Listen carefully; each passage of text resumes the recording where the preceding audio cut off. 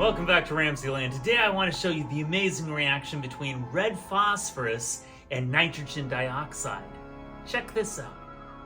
For this reaction, we'll use the red allotrope of phosphorus, a deflagration spoon, a penny. This is 16 molar nitric acid, a blowtorch, and a 4,000 milliliter Erlenmeyer flask.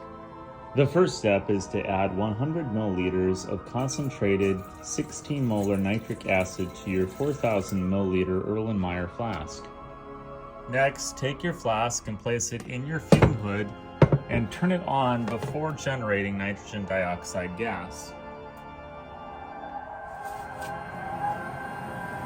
To generate nitrogen dioxide, we'll add a penny to our nitric acid. We'll put a watch glass over the top to trap the nitrogen dioxide gas.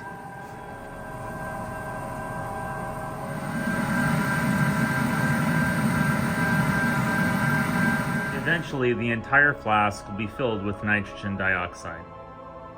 For safety, we'll deflagrate the red phosphorus behind a blast shield on a flame blanket. Add 1 gram of red phosphorus to your deflagration spoon. Begin heating your red phosphorus while it's directly over your flask.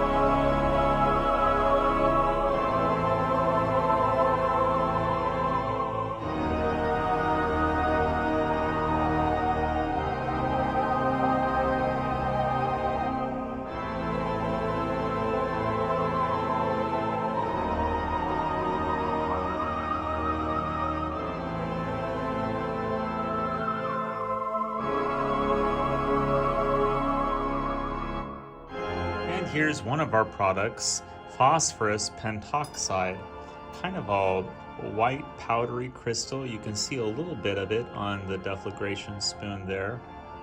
But this is used as a dehydrating agent and desiccant. Just a little bit of product there. Here's the balanced equation for this exciting combustion reaction. We start with reactants, red phosphorus and nitrogen dioxide. We have 8 moles of red phosphorus, that's the 8P. We have 10 moles of nitrogen dioxide gas, that's the 10NO2. When activation energy is added, you get the products tetraphosphorus decaoxide and the diatomic molecule of nitrogen gas. We have 2 moles of tetraphosphorus decaoxide, also called phosphorus pentoxide, that's the 2P4O10, and we have 5 moles of the diatomic molecule of nitrogen gas, that's the 5N2. I hope you enjoyed today's edition of RamZland, and I'll see you next time. If you enjoyed this presentation, be sure to remember to like and subscribe.